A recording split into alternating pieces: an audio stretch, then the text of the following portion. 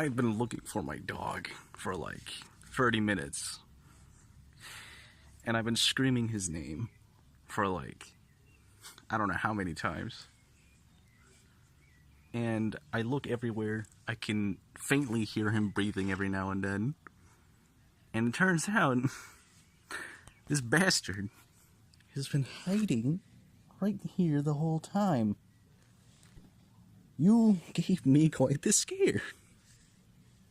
You've been hiding under this porch this whole time as I've been looking around outside and inside, screaming your name, and you didn't respond. I could only faintly hear breathing and whisper, like, no, faint whimpering. And I just couldn't find him. And he's just been hiding right here. And now he won't leave. He won't get out. I can't get him.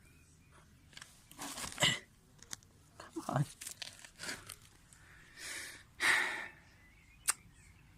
Fuck this dog.